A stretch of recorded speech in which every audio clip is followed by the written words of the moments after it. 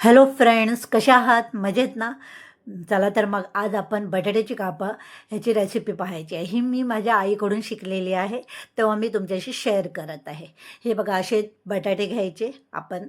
मी 2च घेतले, तुम्हाला पाहिजे तेवढे तुम्ही घेऊ शकता.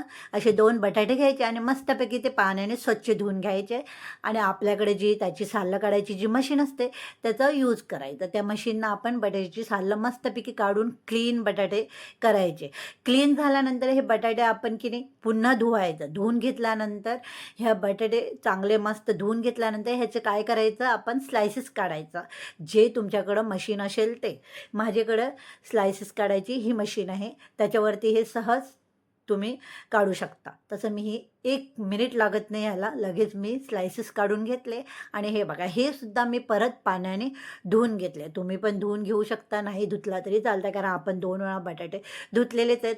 मला सवय आहे त्यामुळे मी धुते. धुतल्यानंतर आपण स्वच्छ हे एकदम म्हणजे एकदम ह्याच्यामध्ये जरा पण पाणी ठेवायचं नाही, एकदम ड्राय करायचे. हे पाणी एकदम हे बाजूला ओतून घ्यायचं आणि एकदम ड्राय क्लीन केल्यानंतर ह्याच्यामध्ये आपण मीठ टाकायचं.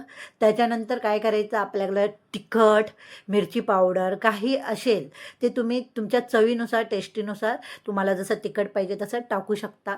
जसे आपण मच्छी फ्राय करतो ना, त्याप्रमाणे आपण ह्याच्यामध्ये तिखट जसं पाहिजे, आपल्याला मीठ जसं पाहिजे तसं टाकू शकता. मच्छी फ्रायला वापरतो तसंच हे फक्त व्हेजिटेरियन हे आहेत बटाट्याची कापं म्हणजे स्लायसेस फ्राय. मस्तपैकी झालं, त्याला तिखट मीठ लागल्यानंतर मॅरिनेट केल्यानंतर आपण काय करायचं, एका प्लेटमध्ये रवा घ्यायचा आणि रव्यामध्ये पण मी काय मला सवय आहे मीठ थोडंसं आणि तिखट जरासं, म्हणजे वरती पण त्याला जरा लागू दे म्हणून दिसू दे.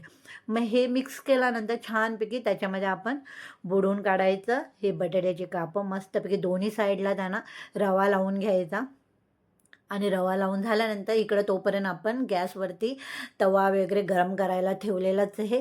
ते ठेवून झालं, हे मी सर्व एकदम सगळे कापं एका साईडला करून ठेवली रवा लावून त्यांना, आणि इकडं तवा गरम ठेवलेला होता, त्याच्यात मी तेल टाकत आहे छानपैकी.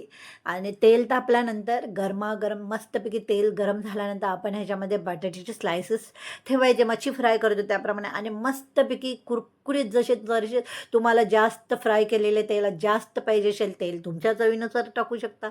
माझ्यानुसार हे असे मस्तपैकी फ्राय करायचं आणि गरमागरम शाकाहारी डाळ भात, वरण भात करायचा आणि मस्तपैकी जेवायला बसायचं. चला तर मग तुम्ही पण असेच भाजून घ्या, मस्तपैकी खाऊन घ्या, नाहीतर या इकडं आपण जेवण करू छान. चला तर कशी वाटली रेसिपी नक्की कळवा. चला बाय बाय, आपण पुन्हा भेटू.